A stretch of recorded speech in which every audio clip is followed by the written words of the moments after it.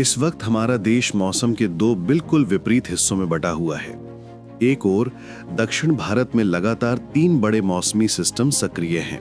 बंगाल की खाड़ी से लेकर कोमोरिन क्षेत्र और दक्षिण बांग्लादेश तक फैले ये सिस्टम अगले कुछ दिनों तक दक्षिणी राज्यों में भीषण बारिश का लंबा सिलसिला चलाने वाले हैं। आंध्र प्रदेश, तमिलनाडु, केरल और आसपास के इलाकों में तेज हवाओं और भारी बारिश का अलर्ट जारी किया गया है। लोगों को सावधान रहने की सलाह दी गई है। वहीं दक्षिण की गर्मी और बारिश से बिल्कुल अलग उत्तर और मध्य भारत इस वक्त ठंड की चपेट में है।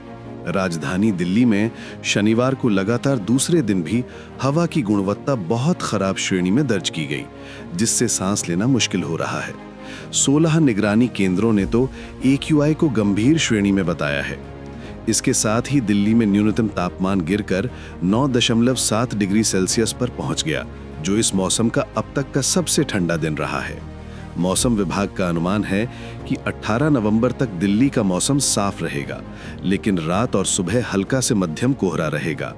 हवा उत्तर पश्चिम दिशा से चलेगी, जिससे ठंड और बढ़ेगी।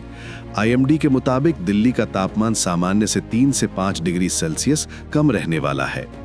उत्तर प्रदेश की बात करें तो यहाँ भी धीरे धीरे ठंड बढ़ती जा रही है। रातें अब सर्द होने लगी हैं, हालांकि दिन में अभी उतनी ठंड महसूस नहीं हो रही। प्रदेश में अगले 1 हफ्ते तक मौसम साफ रहने की उम्मीद है, लेकिन 17 और 18 नवंबर को शीतलहर का अलर्ट जारी किया गया है।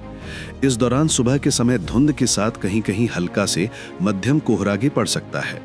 पश्चिमी और पूर्वी यूपी में 15 और 16 नवंबर को मौसम शुष्क रहेगा और सुबह के समय छिछला कोहरा छाने की संभावना है। वहीं 17, 18, 19 और 20 नवंबर को भी प्रदेश में मौसम साफ रहने का अनुमान है। फिलहाल इन दिनों के लिए कोई बड़ा अलर्ट जारी नहीं किया गया है।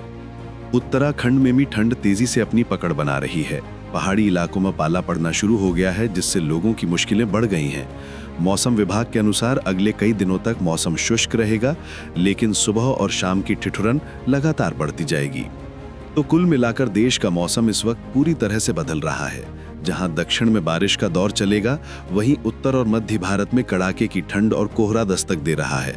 ऐसे में सभी को मौसम के बदलते मिजाज के हिसाब से तैयारी रखनी चाहिए।